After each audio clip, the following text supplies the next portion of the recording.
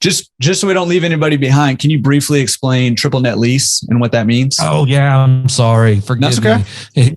We do this every day, and it right. Absolutely. We are not on a real estate show. Yeah. Triple net lease would be, of course, taxes, insurance, and then common area maintenance.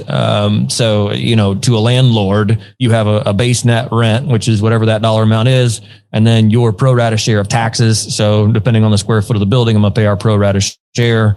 And then the same for building insurance, the owner's insurance. Of course, I carry my own insurance as well, but then I got to pay a cut of her, overall building policy. And then common area maintenance. So if it's outside painting or this or that, or restriping the parking lot, basic stuff like that, again, gets split up on a pro rata share and back billed to the tenant. So those are your the three net expenses that you get paid or have to then pay the landlord for. So which obviously as a landlord, that reduces your exposure considerably. So that's a great deal. And again, what other than like say major failures, like a roofing failure or a structural failure, or if a wall collapses, I'm just making stuff up here at this point. I mean, that's going to be on the owner to fix. Like common area maintenance does not include failure of a roof, but at least not typically. So yeah, that's what that is. Yeah, but that insurance you pay for should help cover it, right? Correct. My introduction to triple net lease is when I bought my first laundromat, and it had a triple net lease. And I was like, I'm on the wrong side of this equation over here. I need to that's what piqued my interest in commercial real estate, honestly, is getting slapped with the triple net lease and realizing, man, that's a great deal for a landlord. How do I get on that side of things? Right.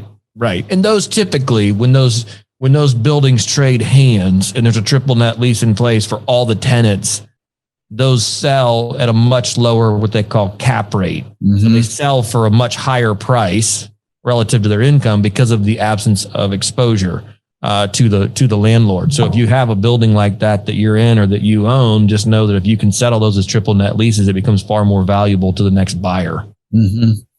Yeah, absolutely. I mean, and that seems very intuitive. Like, put yourself in those shoes as a buyer of that. Would you rather buy one where you're responsible for the taxes and the insurance, or would you rather in maintenance, or would you rather buy one where somebody else is responsible for that for you and you benefit from it? Obviously.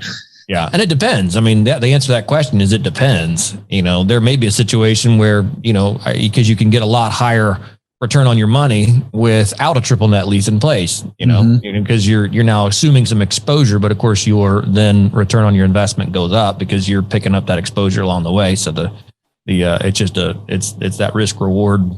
How much risk do you want to take on for how much reward, kind of equation.